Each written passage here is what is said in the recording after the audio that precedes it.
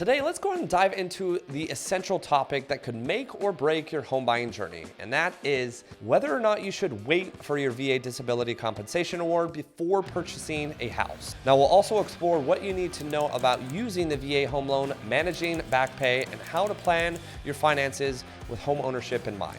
Now, stick around until the end as we'll discuss budgeting, saving, and making smart financial decisions on the road to becoming a homeowner. What's up, guys? My name is McKeown, and welcome to the Veteran Advantage channel. Now, I'm a proud U.S. Marine Corps veteran and had the honor of serving from 2008 to 2012 out of Camp Pendleton, California. Now, whether you're still on active duty, getting ready to transition into civilian life, or just curious about the benefits available after serving in the military, well, this channel's certainly got you covered. So go ahead, if you haven't already, hit that like button and subscribe to the channel. Maybe send it to a couple veterans or active duty personnel, and stay tuned for more future content. So first, let's go ahead and talk about the wonderful VA funding fee. I'm kidding, it's not wonderful, but it is one of the major costs you're going to encounter when using your VA loan. Now, this fee can go as high as 3.3% if you're financing 100% of your home purchase. Now, while it may seem like an added expense, there is a silver lining here. You can roll this fee essentially into your loan, meaning you don't actually have to pay it up front. However, if you've used the VA loan before, or if you're considering a VA assumable loan, be aware that it might face additional fees, like a 50 basis point upfront charge. But the big issue here is with the funding fee at 100% financing is that you could end up in a situation where you owe more than what your home is actually worth. This is commonly known as being upside down, and this can slow down your ability to sell or make a profit later on, so it's important to think ahead. However, there is some good news for veterans with a disability rating of at least 10% or more. Now, if you fall into this category, you don't actually have to worry about paying that funding fee at all. Now, this is why it's crucial to file at least an intent to file for compensation before closing on your mortgage. If you get the rating in time, you could receive a refund for the fee. Just keep in mind that if you're on active duty, your rating's effective date will usually be your discharge date, which means buying a home before you officially are discharged may prevent you from getting that refund. Now, if that didn't make sense, I'm gonna break it down real slow here for you guys, okay?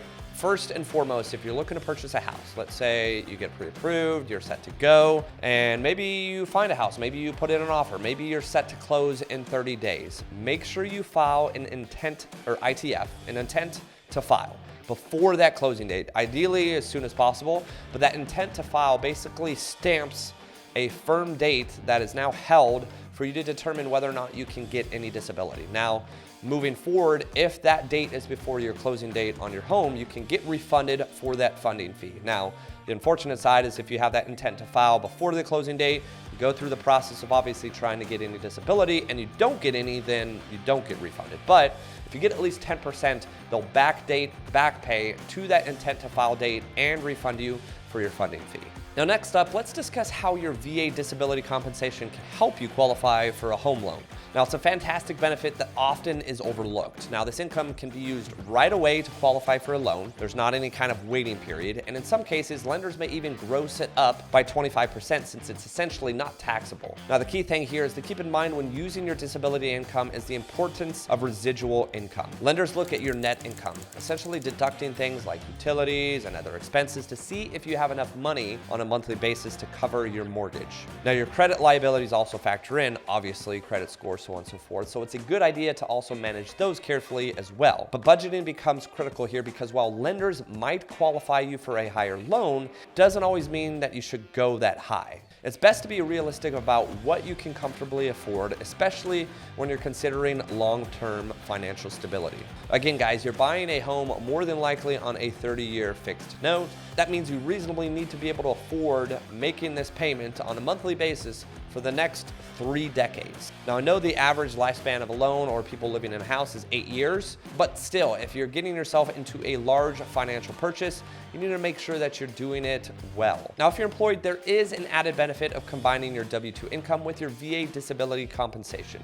Now, this can increase your overall purchasing power, especially when it comes to qualifying for larger loans. Now, many lenders will accept a variety of incomes, including part-time jobs and even Social Security or pension income. If you're self-employed, there are exceptions to the 2-year work history rule, but it's usually best to have a solid track record. Now, whether or not you're employed full-time, part-time, or relying on your disability income, your financial situation will determine just how much house you can truly afford. So make sure to track all of your income sources and expenses. And just a quick note here, if you are self-employed and you are trying to get qualified based off of your self-employment history, needing more than likely the last 2 years of tax returns, it may be too late, but make sure you're not writing off every single thing of your business, because the IRS sees that as you making no money. So if you write everything off, you may only have your disability income to use to qualify. Now, it's also important to understand property tax breaks for veterans, as they vary greatly depending on where you're buying a house. Now, many veterans believe that being 100% disabled automatically qualifies them for a tax break, but that's not exactly the case. You need to check with the county assessor's office or your local real estate agent or lender to see what exemptions you may truly qualify for. Now, in some states, even veterans with an honorable discharge might not qualify for these benefits, so always get the details in writing. Some counties place caps on the value of the property that qualifies for tax breaks, and others have income limits that could affect your overall eligibility. Now, the fifth and final thing here we're going to cover is one of the most important, and that's managing your back pay, savings, and budgeting overall for home ownership. Now, this can be the difference between just qualifying for a loan and actually being able to afford your new home in the long run. Now, your credit score, spending habits, and overall financial picture are key to securing a mortgage, and it's important to not only meet the VA's eligibility requirements, but also to qualify based on your financial stability. Now, many veterans get excited about the prospect of receiving back pay and rush to pay off debt or make big purchases. However, it's important to first analyze your current financial situation, including any liabilities and your overall budget. Now, if your credit score isn't where it needs to be, your back pay can be used wisely to improve your credit score or invest in a high interest savings account, setting you up for long-term financial success. Now, when it comes to back pay, take a closer look at how you can best allocate those funds. Don't rush into making large payments or purchases before considering how they'll impact your overall financial health. You could definitely use that money to pay off high interest debt or even invest in an emergency fund. The goal here is to position yourself for financial success, not just in buying a home, but for the long haul. And finally, remember that taking control of your finances is the first step towards financial freedom and home ownership. It may take some time, but with the right planning, you can make it happen. And if you haven't already, make sure to subscribe to the channel. I put out weekly veteran-related content on this channel. If you want a little bit broader topics, make sure to follow me on all social platforms. I cover a pretty wide basis of information, including personal finance. But that's all I got for you guys this week. Thanks again, as always, and stay tuned for next week's content.